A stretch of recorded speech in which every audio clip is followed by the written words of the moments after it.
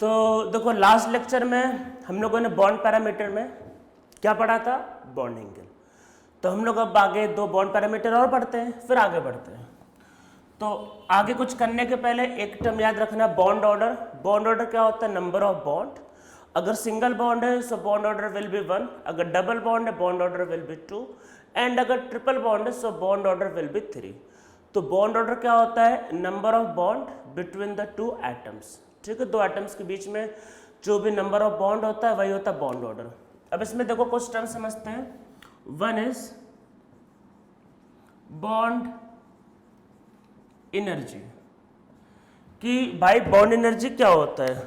तो देखो bond energy को डिफाइन करने का दो तरीका है। आप ऐसे समझो कि मान लो दो एटम है ए और बी, ठीक है, दो एटम है। अगर आप दोनों एटम को कंबाइन करके एक बॉन्ड बनाते हो, मीन्स ए और बी ने मिलकर एक बॉन्ड बनाया, तो जब भी देखो बॉन्ड बनेगा, मतलब जब भी बॉन्ड बनेगा एनर्जी रिलीज होगी। ठीक है, तो बॉन्ड एनर्जी क्या बोल सकते हैं, amount of energy release when two atom combine together and form a bond. तो जब भी दो एटम कंबाइन होंगे और जो भी एनर्जी रिलीज होगा वो बॉन्ड एनर्जी होता है। ये इसका दूसरा डेफिनेशन समझो। ए और बी ने मिलकर एक बॉन्ड बनाया, आपने उस बॉन्ड को तोड़ा, मतलब तोड़ के ए और बी को अलग अलग कर दिया। तो बॉन्ड को तोड़ने में जो एनर्जी लगती है, मीन समझो ए और बी का एक बॉन्ड है, उसको तोड़ा भाई, तोड़ के ए अलग किया बी अलग किया, तो उसको तोड़ने में जो एनर्जी लगेगी वो भी कहलाएगा बॉन्ड एनर्जी। तो क्या होता है, energy require to break a bond. तो किसी भी बॉन्ड को तोड़ने की जो एनर्जी होती है वो बॉन्ड एनर्जी होती है। ठीक है, बॉन्ड तोड़ो या बॉन्ड बनाओ, आपको पता होता है एनर्जी कंजर्व होता है, तो वो सेम होगा भाई। अगर ए और बी ने बॉन्ड बना के अगर 100 किलो जूल एनर्जी रिलीज किया है, तो अगर ए और बी का बॉन्ड तोड़ोगे तो 100 किलो जूल देना पड़ेगा। एनर्जी इज कंजर्व, ये तो आपको बचपन से पता है, energy is conserve, energy change नहीं होता। तो ध्यान रखना है कि बॉन्ड तोड़ो या बॉन्ड बनाओ, energy will be the same. ठीक है, अब नॉर्मली क्या बोलते हैं, नॉर्मली वैसे यही बोलते हैं कि amount of energy required to break a bond. ठीक है, यही होता है एक्चुअल में। तो नीचे लिखो क्या होता है, बॉन्ड एनर्जी। पर इसका दूसरा वाला डेफिनेशन भी करेक्ट होगा कि एनर्जी रिलीज, पर अभी हम लोग वो डिस्कशन नहीं करना चाह रहे, क्योंकि अभी हम तो सिर्फ ये फैक्टर देखना चाह रहे हैं कि बॉन्ड एनर्जी किस किस फैक्टर पर डिपेंड करता है। मीन्स आपको क्वेश्चन ये आएगा कि 2-3 बॉन्ड दिया जाएगा, पूछेगा कि बताओ कहाँ एनर्जी, मतलब कहाँ बॉन्ड एनर्जी ज़्यादा होगा। मीन्स बॉन्ड एनर्जी ज़्यादा का मतलब है कि कौन सा बॉन्ड स्ट्रांग होगा। भाई बॉन्ड स्ट्रांग होगा तो बॉन्ड एनर्जी क्या होगा, ज़्यादा होगा। तो अभी हम लोग तो बस ये देखना चाह रहे हैं कि कौन सा बॉन्ड एनर्जी ज़्यादा है, कौन सा कम है। और बाकी अभी हम लोग कोई न्यूमेरिकल या कैलकुलेशन नहीं करना चाह रहे। न्यूमेरिकल कैलकुलेशन फिर कब करेंगे, बस इसके अगले के अगले चैप्टर में। अगला चैप्टर क्या है, गैसेस स्टेट, उसके बाद चैप्टर का नाम है थर्मोडायनेमिक्स। थर्मोडायनेमिक्स का मतलब जहाँ हम लोग अलग अलग फॉर्म ऑफ एनर्जी पढ़ेंगे और कैसे उसको कैलकुलेट करेंगे। तो आपकी अगर दिल में कोई इच्छा है कि सर एनर्जी को कैलकुलेट करें, बस रुक जाओ, एक बार थर्मोडायनेमिक्स का वेट कर लो, एक बार आ जाने दो चैप्टर। उसके बाद आपके मन की जितने भी आपकी इच्छाएं होंगी, जितने भी आपको मतलब होता है ना कि मुझे सर समझना है, उसके बाद आपको समझ खत्म हो जाएगी। उसमें आपको इतनी एनर्जी पढ़ाई जाएगी, इतनी एनर्जी पढ़ाई जाएगी, उसके बाद आप एनर्जी पूछना ही बंद कर दोगे। ठीक है, तो आपको मन में लगे कि सर एनर्जी अगर रिलीज होगा तो कितना होगा, एब्जॉर्ब होगा तो कितना होगा, कर लेंगे भाई, अगले के अगले चैप्टर में कर लेंगे। तो अभी हमें वो कैलकुलेशन नहीं करना। अभी हमारा काम क्या है कि जैसे बॉन्ड एंगल में था, 3-4 मॉलिक्यूल दिए जाएंगे, बताना होगा कौन सा एंगल ज़्यादा है, किसका एंगल कम। तो वैसे ही कुछ बॉन्ड्स दिए जाएंगे, कौन सा बॉन्ड स्ट्रॉन्ग है, कौन सा बॉन्ड वीक है, अभी हमें वो कंपेयर करना है। ठीक है, अभी ये कंपेयर नहीं करना है कि भाई बॉन्ड को तोड़ने में कितनी एनर्जी निकलेगी, 100 जूल की 200 किलो जूल, वो कंपेरिजन अभी नहीं, वो कंपेरिजन आगे, मतलब वो कैलकुलेशन आगे। तो नीचे लिखो पहले क्या है, बॉन्ड एनर्जी क्या होता है, तो लिखो energy require to break a bond. ठीक है, तो किसी भी बॉन्ड को तोड़ने के लिए जो एनर्जी लगता है वो होता है बॉन्ड एनर्जी। ठीक है, नीचे लिखो हम लोगों का देखो मेन टारगेट तो ये कि भाई किस किस फैक्टर पे ये एनर्जी डिपेंड करता है। तो नीचे हेडिंग लिखो फैक्टर्स अफेक्टिंग बॉन्ड एनर्जी। तो बॉन्ड एनर्जी किस किस फैक्टर पे डिपेंड करता है। सबसे पहला देखो, सबसे पहले तो भाई बॉन्ड ऑर्डर बढ़ेगा तो बॉन्ड एनर्जी बढ़ेगी। ठीक है, तो फर्स्ट पॉइंट लिखो as bond order increases, as bond order increases bond energy also increases. खुद से सोचो भाई, सिंगल बॉन्ड है, टूटना आसान है। डबल बॉन्ड है भाई, दो दो बॉन्ड है ना, एकता में पता है ना ज़्यादा ताकत होती है, तोड़ना डिफिकल्ट है। ट्रिपल बॉन्ड है और ज़्यादा पावरफुल। तो जैसे एग्जांपल, जैसे समझ low carbon carbon single bond, उससे स्ट्रॉन्ग क्या होगा कार्बन डबल बॉन्ड कार्बन, उससे स्ट्रॉन्ग क्या होगा आपके पास कार्बन ट्रिपल बॉन्ड कार्बन। ठीक है, जैसे और इसमें करना चाहे तो देखो F और F, उससे स्ट्रॉन्ग क्या होता है O डबल बॉन्ड O। अरे भाई F2 आपसे पूछे मतलब F2O2 एंड N2 किसका बॉन्ड एनर्जी जाता है, तो N2 में क्या होता है भाई, N2 में तो ट्रिपल बॉन्ड होता है। अरे इसमें कंपेयर करने के मैंने इसमें हाइड्रोजन भी जोड़ दूं, तो सिंगल बॉन्ड डबल बॉन्ड और ट्रिपल बॉन्ड, सिंगल से स्ट्रॉन्ग डबल, डबल से स्ट्रॉन्ग ट्रिपल। मतलब क्वेश्चन ऐसा आ सकता है कि O2 F2 and N2, O2 F2 and N2 किसकी बॉन्ड एनर्जी ज़्यादा, किसकी बॉन्ड एनर्जी कम। ठीक है, ये होता है। तो बॉन्ड ऑर्डर ज़्यादा तो बॉन्ड एनर्जी, बॉन्ड ऑर्डर ज़्यादा तो बॉन्ड एनर्जी ज़्यादा। ठीक है, ये पहला हो गया। अब फिर आगे करते हैं, आगे बढ़ते हैं। तो ये तो चलो हो गया पहला बॉन्ड ऑर्डर। फिर और क्या हो सकता है, और तो भाई हो सकता है साइज। साइज अरे आराम से सोचो, देखो साइज ज़्यादा, देखो साइज ज़्यादा का मतलब ये कि न्यूक्लियस दूर दूर हो गए, न्यूक्लियस दूर दूर हो गए तो उनको तोड़ना आसान है। अगर न्यूक्लियस पास पास है तो साइज आपका कम होगा तो बॉन्ड एनर्जी ज़्यादा होगी। तो इसमें सेकेंड लिखो पॉइंट, लिखो as size of atom increases, as size of atom increases bond energy decreases. तो ये बात ध्यान रखना है कि बॉन्ड एनर्जी साइज का उल्टा होता है।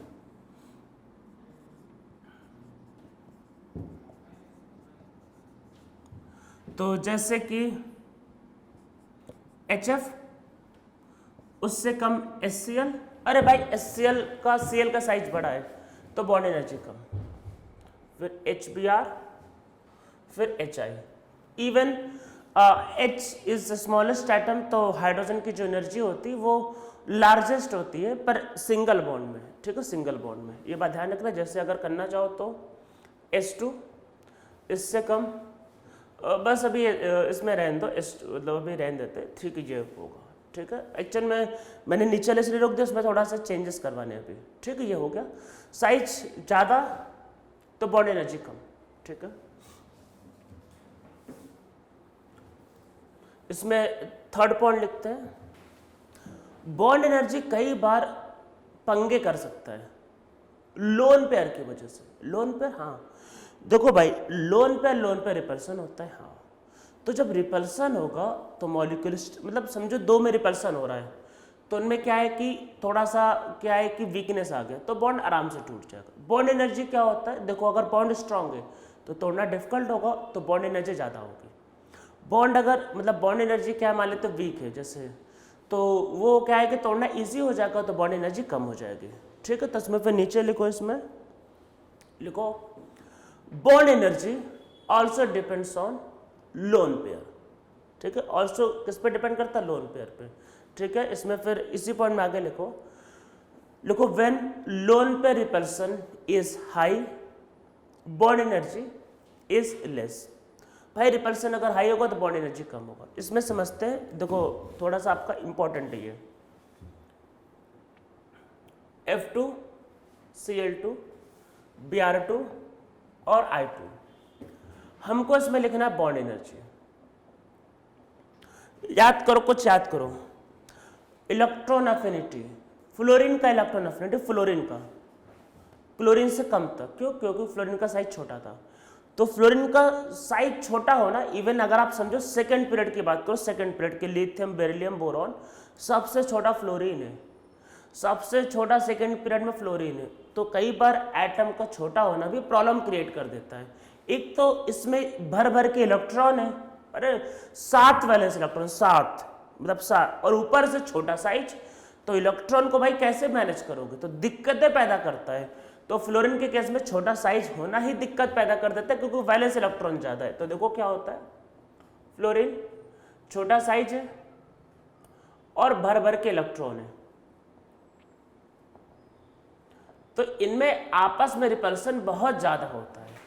अब रिपल्सन देखो ज़्यादा होगा तो दिक्कतें पैदा होंगी, मॉलिक्यूल स्टेबल नहीं होगा, तो इसका जो बॉन्ड एनर्जी होता है वो लेस होता है, ठीक है। तो एक्चुअल में ये पीछे चला जाता है। अब बोलो सर कितना पीछे, एक्चुअल में यहाँ आता है। अब कहाँ जाएगा वो तो भाई वही होता है, हमने कैलकुलेट किया, बॉन्ड एनर्जी देखा, इसका ब्रोमीन से कम होता है, आयोडीन ज़्यादा, तो एक्चुअल में ऑर्डर ये Cl2 Br2 F2 और I2। F2 की वैल्यू आयोडीन से बहुत ज़्यादा लार्ज नहीं होती, तो इवन कई बार बुक्स में ऐसा भी दिया रहता है, ये आपको हो सकता है किसी क्वेश्चन में दे दे कि अप्रॉक्सीमेट सेम, तो ये वैल्यू बहुत आसपास होता है, मतलब बहुत बड़ा डिफरेंस नहीं होता, बस 2-3 किलो जूल का ही डिफरेंस है, तो ये भी सही है या फिर ये अप्रॉक्सीमेट। मतलब अब बोलोगे सर क्या दिया होगा, भाई दोनों ऑप्शन नहीं दिया जाएगा, या तो ये होगा या फिर ये होगा, ठीक है, ऐसा है। तो इसमें नीचे लिखो, इसमें कि लिखो due to lone pair repulsion in fluorine F2 bond energy decreases, bond energy decrease करता है। अच्छा याद करो, कुछ पंगे थे इलेक्ट्रॉन अफिनिटी में, थर्ड पीरियड वाले का इलेक्ट्रॉन अफिनिटी कहा था थर्ड की सेकंड पीरियड से ज़्यादा होता है, पर किसके लिए था, पी ब्लॉक के लिए। याद करो कुछ था, तो वही सेम दिक्कत यहाँ पे, भाई ये बातें सही हैं, सही एकदम, पर लोन पेयर का इफेक्ट होना चाहिए, लोन पेयर का इफेक्ट समझ में आ रहा है, लोन पेयर का इफेक्ट मैंने बॉन्ड एंगल में भी कुछ बताया था ना, लोन पेयर होना चाहिए, मतलब कुछ भी करना तो लोन पेयर होना चाहिए। तो चलो कुछ एग्जाम्पल लोन पेयर के बारे में पढ़ लेते, कर लेते हैं।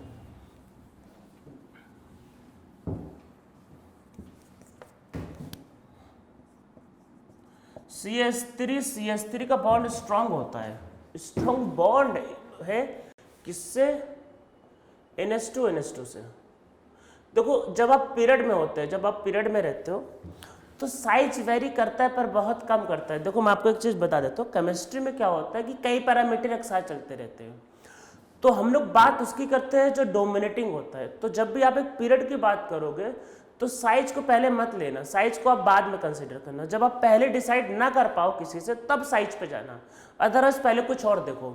जैसे क्या और, जैसे यहाँ पे देखो भाई लोन पेयर नहीं है, जहाँ पे अगल बगल लोन पेयर है, रिपल्सन होगा ना, अगल बगल लोन पेयर रिपल्सन होगा तो बॉन्ड कैसा होगा, अनस्टेबल होगा, तो ये ठीक है। अगर ऑक्सीजन आ गया, ये अरे भाई ये मॉलिक्यूल है O2H2, ठीक है, हाइड्रोजन परऑक्साइड, दो लोन पेयर और रिपल्सन होगा, और F2 के केस में तो भाई भर के लोन पेयर है तो और रिपल्सन।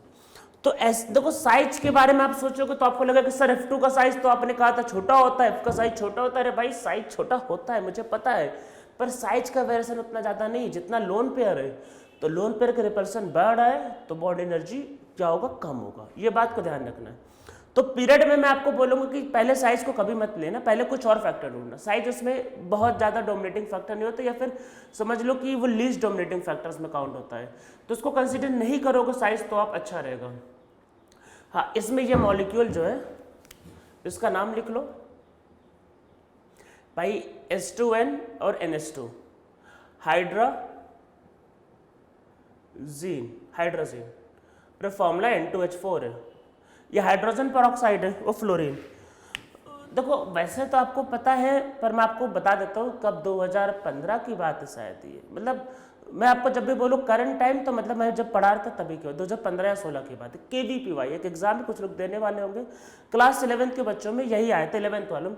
KVPY में 3 पेपर होते हैं, 11th का अलग होता है, 12th का अलग होता है, 12th पास का अलग होता है। KVPY के बारे में हम लोग कभी बाद में डिस्कस करेंगे क्लासरूम में, लाइव क्लास में।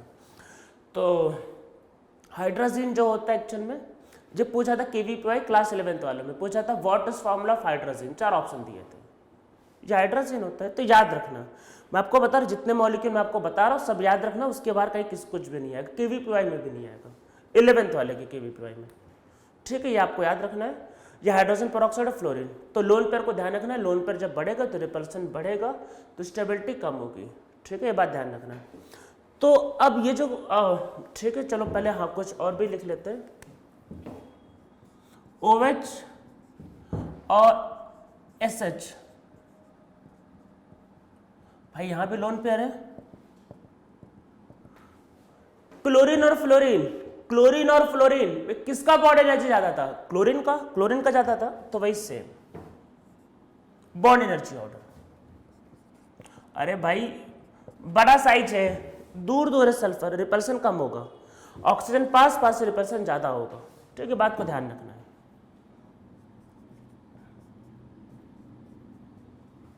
मीन सेम यही लॉजिक।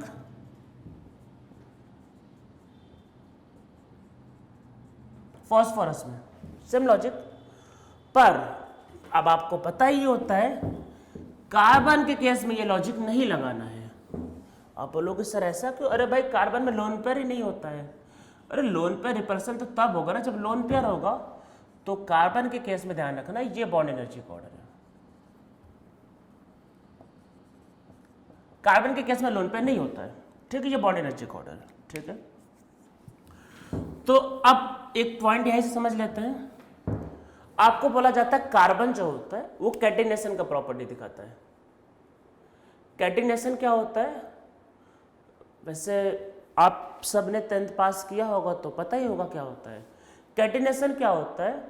किसी भी एलिमेंट की लॉन्ग चेन फॉर्म करने की टेंडेंसी।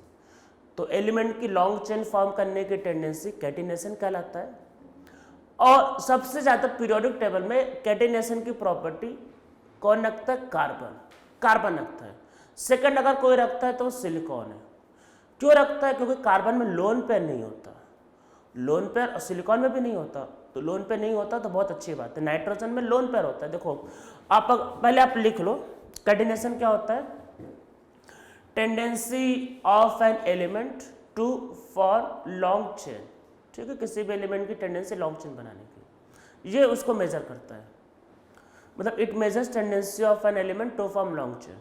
ठीक है, तो इसमें नीचे लिखो कि carbon shows property of catenation due to two reasons। पहला लिखो एब्सेंस ऑफ लोन पेयर नहीं होता, ये सबसे बड़ा reason, absence of lone pair. Second लिखो स्मॉल साइज ऑफ कार्बन का साइज स्मॉल होता है। तो देखो सिलिकॉन जो उसमें भी लोन पेयर नहीं होता। तो पीरियोडिक टेबल में दूसरा एलिमेंट अगर को कैटिनेशन का प्रॉपर्टी बहुत ज़्यादा दिखाता है वो सिलिकॉन ही है। बाकी एलिमेंट उतना नहीं दिखाते हैं, सिलिकॉन बहुत दिखाता है। तो नाइट्रोजन और ऑक्सीजन नहीं दिखाते ड्यू टू लोन पेयर। तो इसमें नीचे लिखो, इसमें लिखो silicon also shows property of catenation due to absence of lone pair absence है इसलिए वो आपका दिखाता है। सिलिकॉन भी, नाइट्रोजन नहीं दिखाता। देखो नाइट्रोजन या और कोई एलिमेंट जैसे मान लो नाइट्रोजन, आप हो सकता है बोलो सर नाइट्रोजन में भी एक काम करते लॉन्ग चेन बनाते। देखो अरे नाइट्रोजन अगर 3 बॉन्ड बनाएगा तो एक लोन पे रखता है, नाइट्रोजन तो पता ही होगा। तो ऐसा मान लो आप सोचो कि भाई HH लगा दो, कोई दिक्कत नहीं, देखो लगाओ, देखो सबका ऑक्टेट पूरा है। पर दिक्कतें क्या है? दिक्कतें यह है कि लोन पेयर में रिपल्सन होता है। तो ये बहुत अनस्टेबल, बहुत रिएक्टिव मॉलिक्यूल, मतलब एक्चुअली में बनता ही नहीं है। मतलब इतना अनस्टेबल कि बनेगा ही नहीं। मतलब आप बनाओगे तुरंत खुद ही डिकम्पोज कर जाएगा। जैसे हाइड्रोजन लिखा, hydrogen is a very reactive molecule, तो उसको बनाना थोड़ा चैलेंजिंग होता है। उसमें तो 2 नाइट्रोजन, भाई 4 नाइट्रोजन, तो ऐसा बनाना चाहो बना दो, पर नहीं बनता क्योंकि लोन पेयर होता है। तो थियोरेटिकली बोल सकते हो पर एक्चुअल में नहीं बनता। तो कैटिनेशन की प्रॉपर्टी वही एलिमेंट दिखाते हैं जहाँ पे बॉन्ड बनाने के बाद लोन पेयर नहीं बचता है। अब आप बोलोगे सर उसके पहले वाला बोरॉन ले ले, बोरॉन में तो भाई ऑक्टेट ही नहीं पूरा है, तो वो तो बेचारा और अनस्टेबल है। तो कार्बन बेस्ट है, ना लोन पेयर का झंझट ना साइज का झंझट, हर मामले में फिट है। ठीक है, ये बात को ध्यान रखना है कि ऑक्सीजन में भी लोगों तो लोन पेयर आ जाएगा। तो अगर आप चाहो तो देखो मैं दिखा देता हूँ ऑक्सीजन, अब बनाओ ऐसा, कोई दिक्कत नहीं है।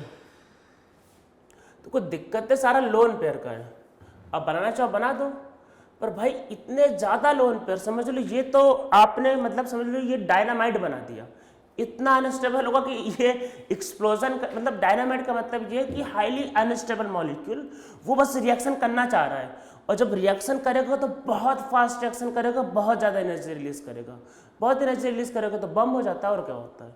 तो ये बहुत बहुत अनस्टेबल मॉलिक्यूल है, तो ये समझ लो ये एक्सप्लोसिव हो जाएगा ये। तो ऐसा मॉलिक्यूल तो आपको बनाना बहुत बहुत डिफिकल्ट काम ही है, इवन ये भी नहीं बनेगा। चलो ये तो बहुत पावरफुल बम बनेगा अगर होगा तो। बम मतलब कि वेरी अनस्टेबल मॉलिक्यूल जो रिएक्शंस को करे, बस वही होता है बम, और क्या होता है। तो मतलब कि कार्बन कैटेनेशन का प्रॉपर्टी दिखाता है, ध्यान रखना उसमें लोन पेयर नहीं होता, तो लोन पेयर की वजह से भी बॉन्ड एनर्जी कम हो जाती है। भाई हम चाह रहे कैटेनेशन दिखाए तो स्ट्रॉन्ग बॉन्ड है ना ये, ठीक है। तो ये आपको ध्यान रखना है कि लोन पेयर की वजह से भी दिक्कतें पैदा होती हैं। तो बॉन्ड एनर्जी समझ में आ गया किस किस फैक्टर पर डिपेंड करता है। एक फैक्टर और लिख लो, एक फैक्टर और लिख लो। चलो लिखो, bond energy also depends on hybridisation. Hybridisation पे एक्चुअली वो साइज वाला ही पैरामीटर है, पर आप लिख लो ऑल्सो डिपेंड्स ऑन हाइब्रिडाइजेशन। एक चीज ध्यान रखना है साइज के बारे में, देखो sp2 sp3 p बढ़ता जाएगा, साइज बढ़ता जाएगा। देखो आप ऐसे सोचो, ऑर्गेनिक केमिस्ट्री सिर्फ कार्बन होता है पर 1/3 पार्ट है, तो कुछ ना कुछ तो अलग होता होगा ना। तो आपको नॉर्मली ये सब चीजें ऑर्गेनिक केमिस्ट्री में बहुत देखने को मिलेगा। मतलब मैं आपको बता रहा हूँ ऑर्गेनिक केमिस्ट्री में सिर्फ दो ही चीज पे पूरा ऑर्गेनिक केमिस्ट्री टिका है, पूरा का पूरा केमिस्ट्री ऑर्गेनिक केमिस्ट्री, हाइब्रिडाइजेशन, यही तीन, और दूसरा आगे आएगा रेजोनेंस।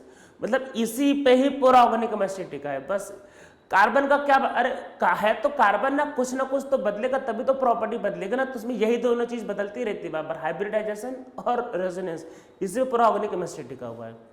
तो ये फैक्टर जो है ये आपको ऑर्गेनिक केमिस्ट्री के रिलेटेड मतलब पूछा जा सकता है। ये साइज के बारे में, पी ज्यादा तो साइज ज्यादा, तो देखो क्या होता है, एक चीज समझो। क्वेश्चन में देखो थोड़ा ट्विस्ट लेके आता है।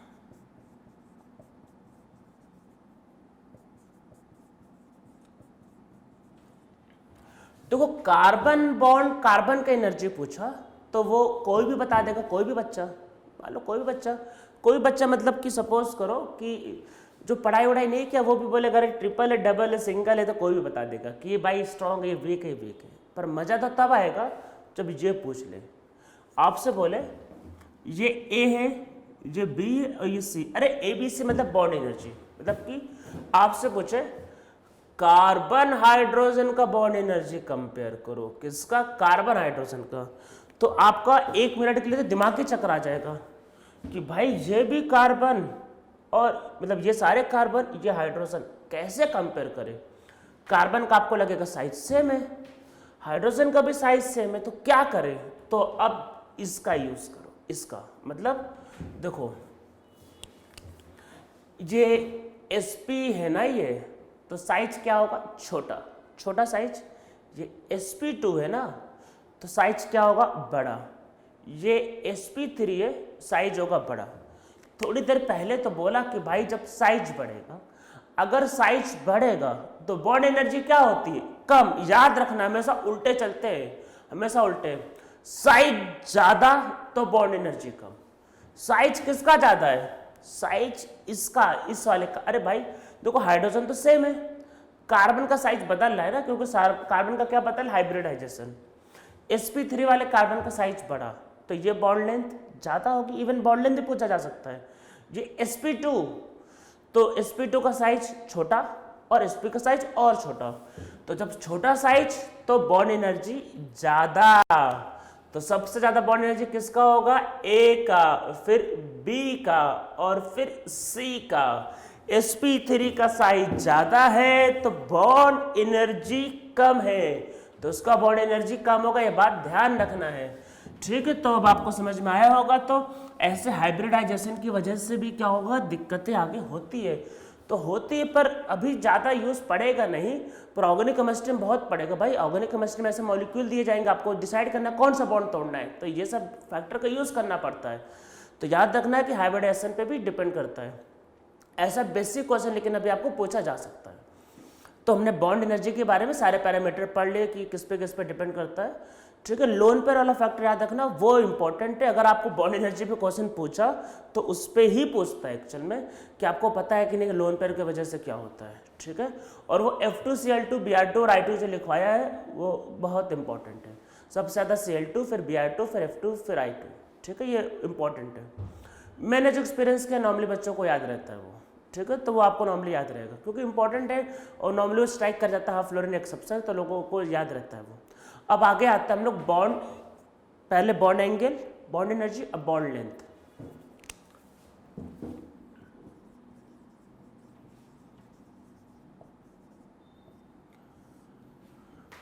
बॉन्ड लेंथ क्या होता है?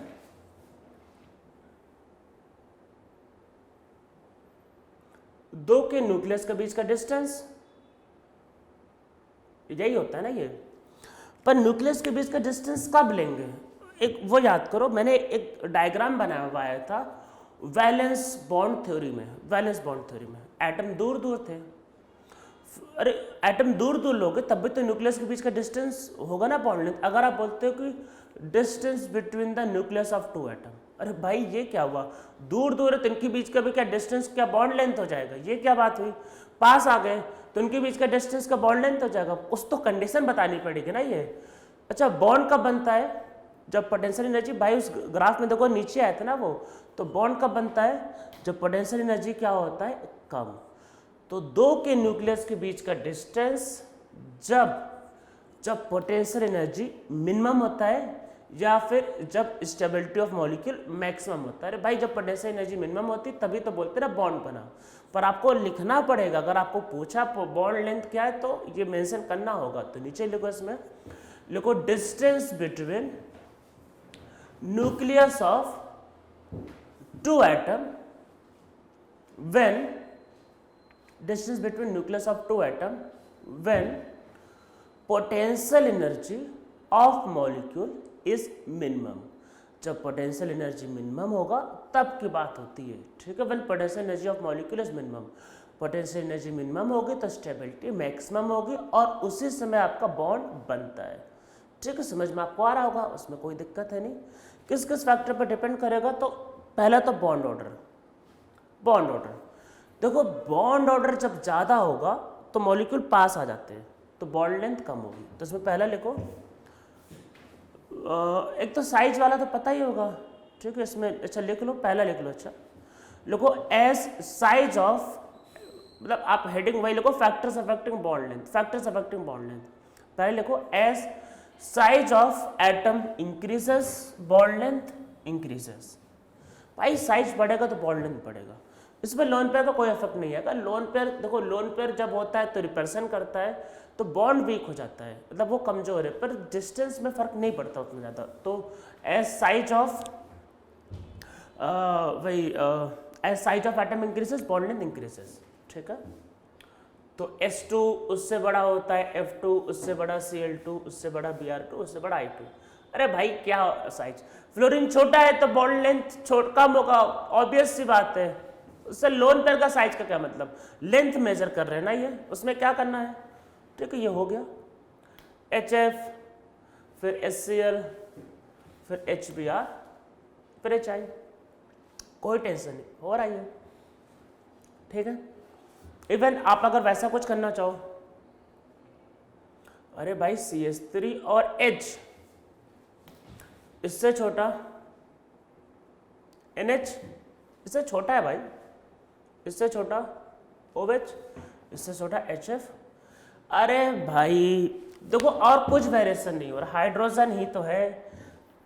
कार्बन से छोटा, साइज की बात हो रही, कोई एक्सेप्शन नहीं थे। कार्बन से छोटा नाइट्रोजन, छोटा है तो छोटा।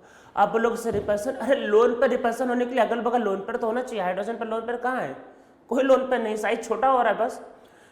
कार्बन से छोटा नाइट्रोजन, नाइट्रोजन छोटा ऑक्सीजन, ऑक्सीजन छोटा फ्लोरीन, खत्म काम। साइज छोटा तो छोटा, बस हो गया, इसको लिख लो। फिर इसमें सेकंड पॉइंट लिखो, एक बात को याद रखना है कि जब भी बॉन्ड ऑर्डर बढ़ेगा, जब भी बॉन्ड ऑर्डर बढ़ेगा तो फिर आपके पास क्या होगा, बॉन्ड ऑर्डर अगर बढ़ता है तो फिर बॉन्ड लेंथ हमेशा कम होगा, ठीक है। तो इसमें सेकंड पॉइंट लिखो, देखो as bond order increases, as bond order increases bond length decreases, ठीक है। बॉन्ड लेंथ डिक्रीज करेगा। मैं एक चीज बता देता हूँ, इसको आप हमेशा याद रखना, मतलब ये चैप्टर में क्योंकि यूज पड़ता रहेगा बार बार। तो देखो क्या है, BL का मतलब बॉन्ड लेंथ। तो बॉन्ड लेंथ भाई बॉन्ड ऑर्डर के उल्टा चलता है और बॉन्ड एनर्जी बॉन्ड ऑर्डर के सीधा, अरे भाई ज़्यादा बॉन्ड तो ये, तो इन दोनों से आप ये बोल सकते हो कि बॉन्ड लेंथ नॉर्मली मैं बोल रहा हूँ बॉन्ड एनर्जी के उल्टा चलता है नॉर्मली, ठीक है, नॉर्मली। तो जहाँ पे बॉन्ड एनर्जी ज़्यादा होती है नॉर्मली बॉन्ड लेंथ कम होती है, ठीक है। तो ये आपको समझ में आ रहा होगा। तो अब बॉन्ड लेंथ की जब बात हो ही रही है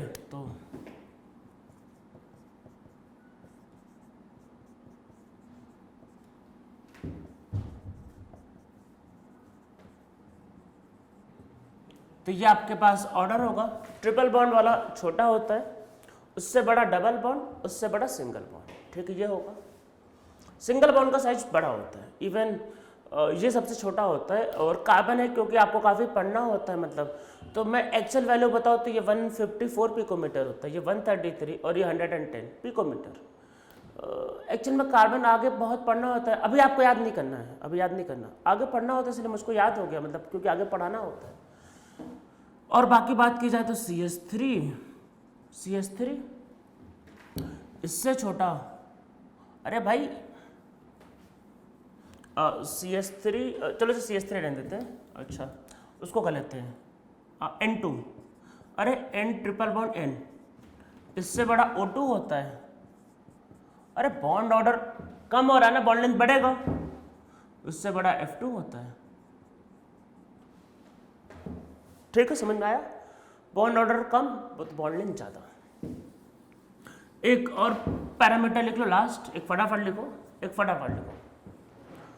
किस पे डिपेंड कर सकता है भाई, हाइब्रिडाइजेशन पे भी तो डिपेंड करेगा, उस बारे में कौन बताएगा, नीचे लिखो।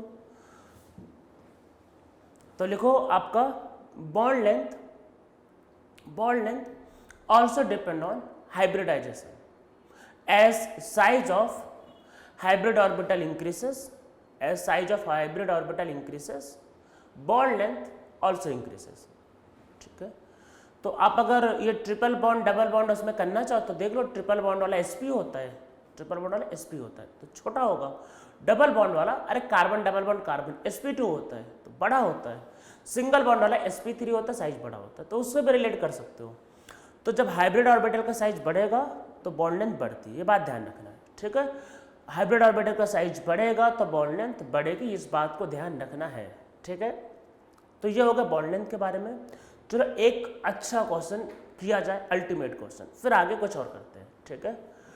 कंपेयर द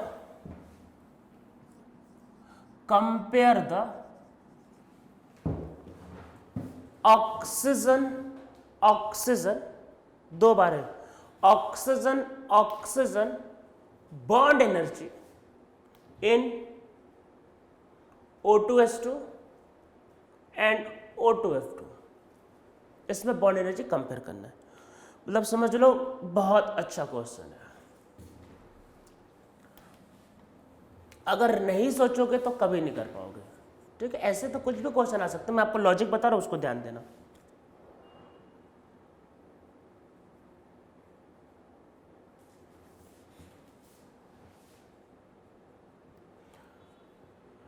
ये कंपेयर हो रहा है, ठीक है।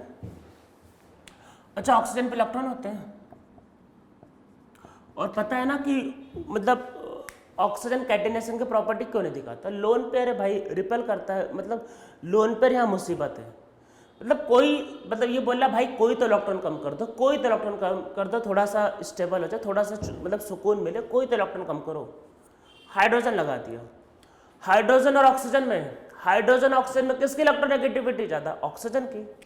तो ऑक्सीजन की इलेक्ट्रोनेगेटिविटी ज़्यादा है, तो ये इलेक्ट्रॉन और खींच रहा है मतलब एक तो ज़्यादा था ही था और खींच लिया, तो इस पर चार्ज है माइनस। अरे भाई ऑक्सीजन की इलेक्ट्रोनेगेटिविटी ज़्यादा है, इलेक्ट्रॉन खींचा, माइनस चार्ज आया। किसकी इलेक्ट्रोनेगेटिविटी ज़्यादा, इसकी इलेक्ट्रोनेगेटिविटी ज़्यादा, इलेक्ट्रॉन खींचा, माइनस। इलेक्ट्रॉन बढ़ गया, रिपल्सन बढ़ गया, रिपल्सन बढ़ेगा तो बॉन्ड एनर्जी कम, तो बॉन्ड एनर्जी यहाँ पे कम हो जाएगा। देखो ऑक्सीजन की इलेक्ट्रोनेगेटिविटी ज़्यादा थी, इलेक्ट्रॉन खींच लेगा भाई, माइनस चार्ज आएगा, रिपल्सन बढ़ेगा। रिपल्सन अगर बढ़ेगा तो स्टेबिलिटी कम। अरे भाई रिपल्सन बढ़ गया ना, इलेक्ट्रॉन ज़्यादा हो गए, तो रिपल्सन बढ़ गया तो बॉन्ड एनर्जी कम, तो कम हो गया, ठीक है। इसके केस में ऑक्सीजन और फ्लोरीन में, फ्लोरीन ने इलेक्ट्रॉन खींचा तो इलेक्ट्रॉन इससे थोड़ा कम हुआ, मतलब पॉजिटिव चार्ज थोड़ा कम हुआ, ऑक्सीजन ने चैन की सांस ली कि चलो इलेक्ट्रॉन खींच रहा है भाई, कोई तो मेरी हेल्प कर रहा है, इलेक्ट्रॉन खींचा, इस पे आया पॉजिटिव चार्ज, तो यहाँ इलेक्ट्रॉन कम हो गए तो रिपल्सन कम हो जाएगा, रिपल्सन कम हो जाएगा तो बॉन्ड एनर्जी बढ़ जाएगा। समझ में आपको आ रहा होगा। तो यहाँ पे क्या हुआ, हाइड्रोजन इलेक्ट्रॉन दिया तो रिपल्सन बढ़ गया, रिपल्सन बढ़ेगा तो बॉन्ड एनर्जी कम। यहाँ इलेक्ट्रॉन खींच रहा है, इलेक्ट्रॉन खींच रहा है तो आपके पास क्या होगा, पॉजिटिव चार्ज, मतलब लोन पेयर ये चार्ज कम हो गया, इलेक्ट्रॉन कम हो गया, अल्टीमेटली इलेक्ट्रॉन कम हो गया, इलेक्ट्रॉन कम तो रिपल्सन कम तो बॉन्ड एनर्जी ज़्यादा। ठीक है, तो उसका बॉन्ड एनर्जी ये ज़्यादा है, ये बॉन्ड एनर्जी कम। क्या था, ऑक्सीजन ऑक्सीजन का, ये इस बॉन्ड को कंपेयर करना था, तो लिख लो कि so oxygen oxygen bond energy in O2F2 is more than the O2H2। ठीक है, तो ये हमारे सारे के सारे क्या हो गए, बॉन्ड पैरामीटर। ठीक है, अब चलो कर लेते हैं आयनिक बॉन्ड। भाई बहुत हो गए, चलो आयनिक बॉन्ड को भी निपटा लिया जाए।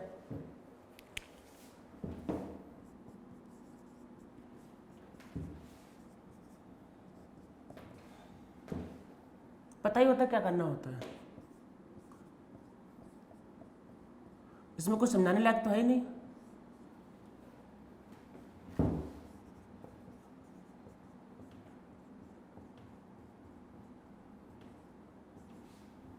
बस ये आयनिक बॉन्ड होता है, एक इलेक्ट्रॉन देता है, एक इलेक्ट्रॉन लेता है। अरे पहली बार जब बॉन्ड पढ़ाया गया होगा आपको बचपन में, कभी भी 7th 8th जब भी पढ़ाया गया होगा, यही बताया गया होगा कि Na के पास एक इलेक्ट्रॉन ज्यादा है, Cl के पास एक इलेक्ट्रॉन कम है, एक दे देगा, बन गया आयनिक बॉन्ड। यही होता है आपका, तो यही होता है आयनिक बॉन्ड। ठीक है, तो आयनिक बॉन्ड का जो एनर्जी होती है, मतलब एनर्जी जो होती है आयनिक बॉन्ड, तो अब नीचे लिख लो कि मतलब bond energy of ionic bond depends on, तो उसका जो एनर्जी जो होता है आपका, अरे एनर्जी तो चार्ज पे डिपेंड करेगा, तो वो Q1 Q2 बाई R पे डिपेंड करता है। अरे वो बताया था ना आपको बोर्स मॉडल में, देखो डिस्टेंस ज़्यादा होगा तो अरे कटा, देखो आयनिक बॉन्ड में कटायन होता है कनायन होता है, जितना चार्ज उतना ज़्यादा स्टेबिलिटी, और जितना अगर डिस्टेंस ज़्यादा हो गया, डिस्टेंस ज़्यादा होगा तो स्टेबिलिटी कम, पास होना चाहिए ना ये, तो वो चार्ज जितना ज़्यादा उतना ज़्यादा स्ट्रॉन्ग आयनिक बॉन्ड, और डिस्टेंस को उल्टा चलता है। ठीक है, Q1 Q2 बाई R। ठीक है, ध्यान रखना। तो आयनिक बॉन्ड में याद रखना कि मोर चार्ज मीन्स मोर स्टेबिलिटी। ठीक है, तो यही आपका आयनिक बॉन्ड होता है।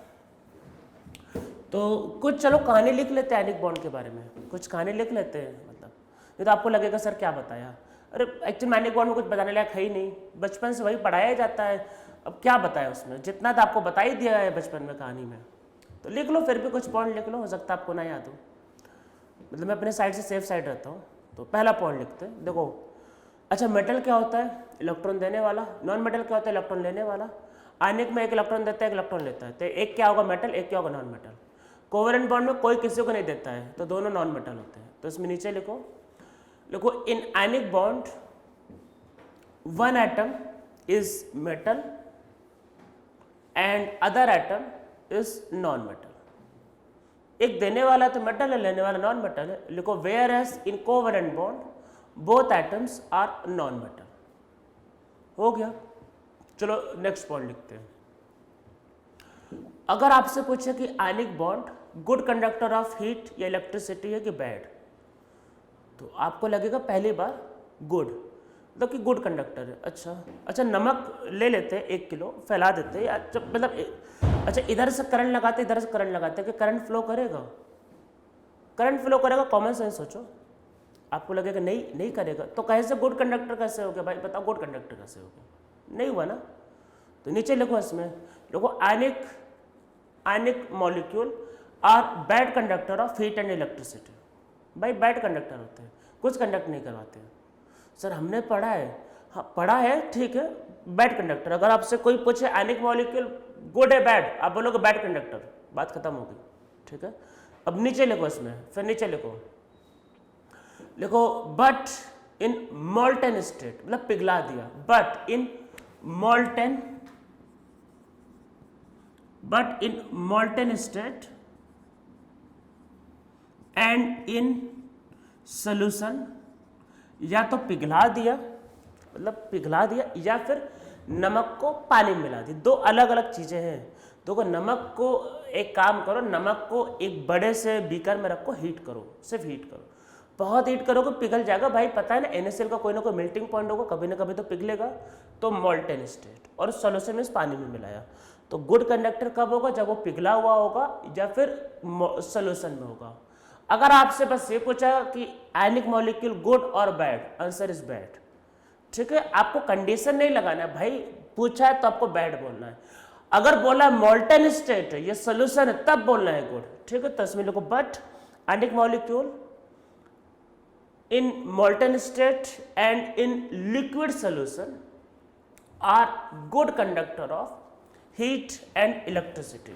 तो पिघला दिया या सोल्यूशन बना दिया तब गुड कंडक्टर है, अगर नहीं बोला है तो बैड बोलना है, ठीक है। नीचे लिखो, देखो आयनिक मतलब जितने भी आयनिक मॉलिक्यूल जितने भी है, कोई आपको लिक्विड भी नहीं मिलेगा, गैस तो छोड़ो लिक्विड भी नहीं मिलेगा, वो सिर्फ और सिर्फ किस फॉर्म में होते हैं, सॉलिड फॉर्म में। एक्चुअल में उनका मेल्टिंग पॉइंट और बॉइलिंग पॉइंट भाई हाई होता है, नॉर्म मतलब हाई होता है, तो वो लिक्विड में भी नहीं एग्जिस्ट करते। तो उसमें नीचे लिखो boiling point and melting point of ionic molecule is very high, so all the ionic molecule are solid at room temperature। तो जितने भी आयनिक मॉलिक्यूल वो सॉलिड होते हैं रूम टेम्परेचर पे, ठीक है। ऐसा नहीं कि लिक्विड गैस नहीं हो सकते, टेम्परेचर बढ़ाना पड़ेगा। मैं 25 डिग्री की बात करूँ, ठीक है। तो 25 डिग्री पे सारे क्या होते हैं आपका, वही होते हैं, क्या होते हैं भाई, सॉलिड होते हैं, ठीक है। तो हो गया आयनिक के बारे में, इतना बहुत है, उससे ज़्यादा क्या लिखो कहानी, ये सब तो वैसे पता होगा, मतलब चलो लिखवा दिया। कुछ और भी कर लेते हैं, कुछ नया।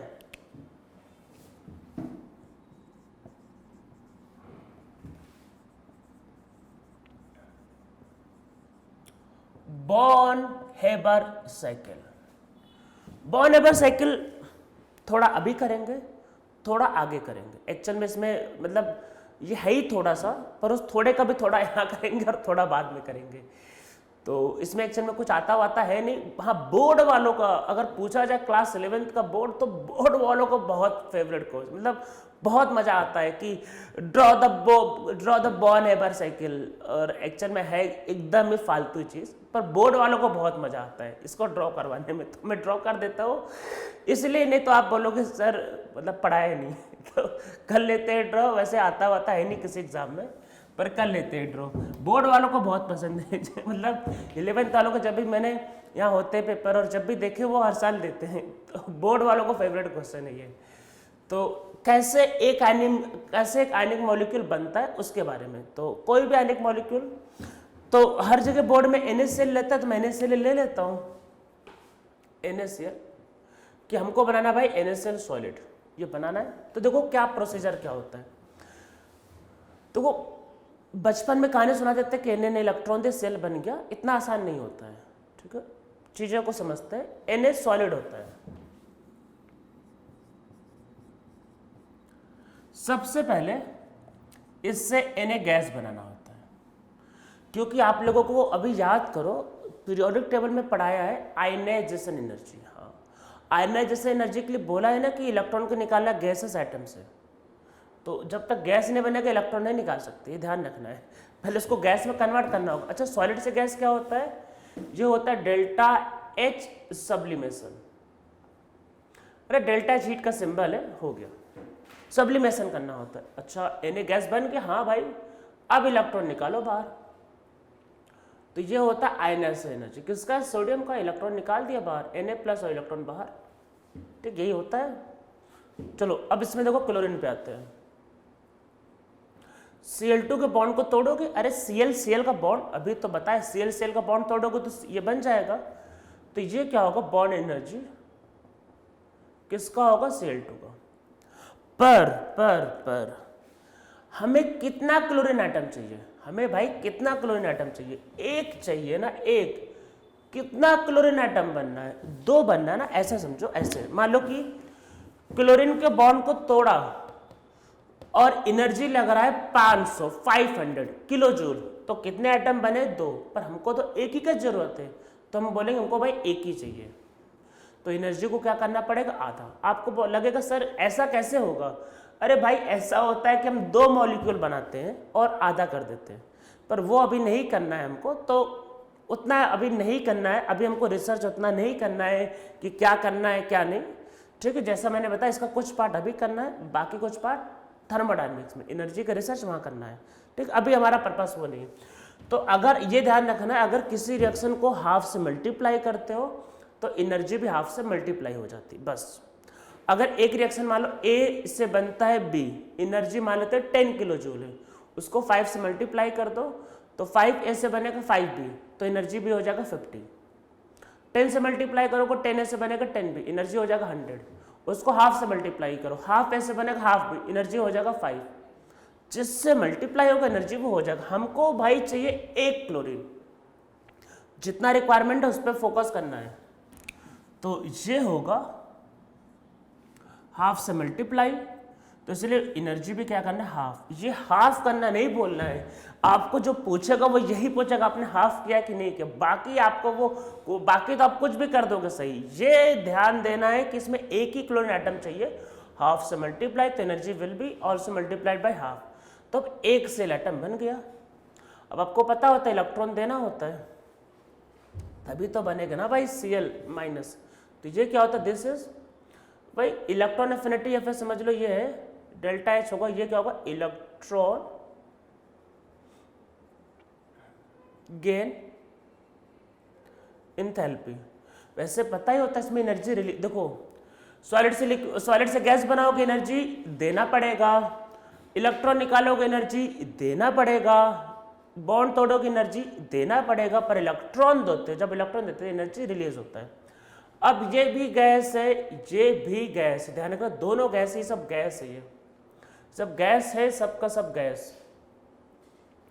जब गैसियस एनायन को, मतलब जब गैसियस एनायन को गैसेस कटायन से मिलाते हैं तो क्या बनता है, NaCl, ठीक है।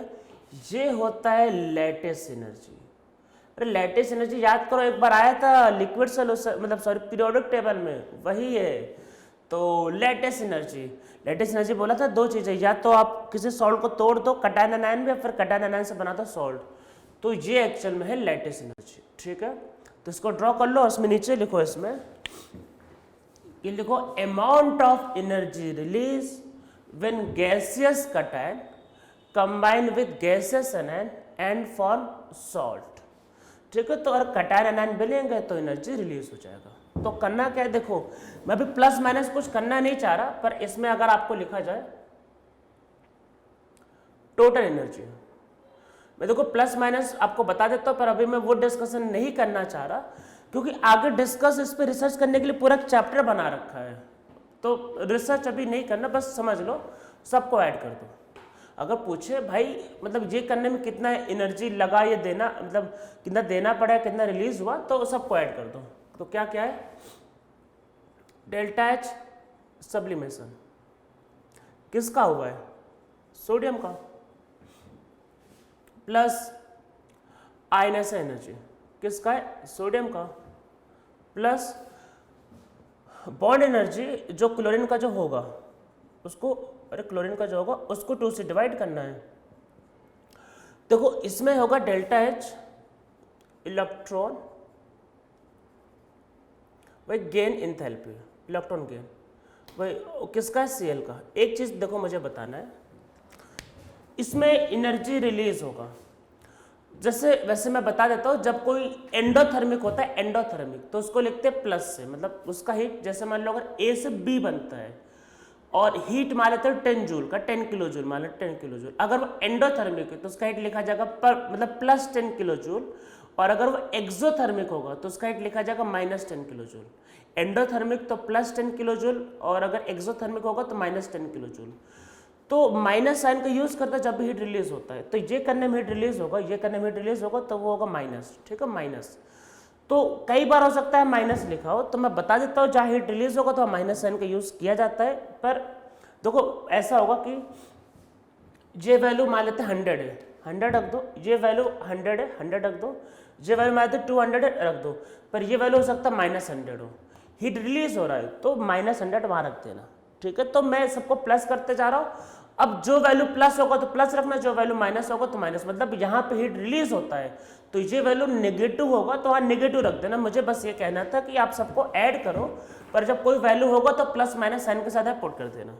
लेटेस्ट एनर्जी में भी हीट रिलीज होता है तो plus latest energy, heat release होता है तो जो भी होगा 200 500 यहाँ रख देना, सब एनर्जी को ऐड कर दो तो टोटल एनर्जी आ जाएगा। ठीक है, समझ में आई? यही होता है बॉर्न-हेबर-साइकिल। ठीक है, ये आपका हो गया एक मॉलिक्यूल का। चलो और समझ लेते हैं।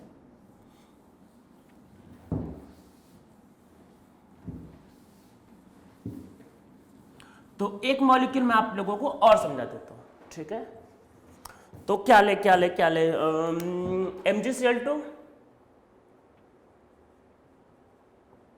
ये भी सही मॉलिक्यूल है एक्चुअल में। इसको कॉन्सेप्ट समझो तो आपको समझ में आएगा कि मैं बताना क्या चाह रहा हूं। MgCl2, तो Mg पे चार्ज +2 होता है, 2 इलेक्ट्रॉन निकालने होंगे तो देखो क्या होगा।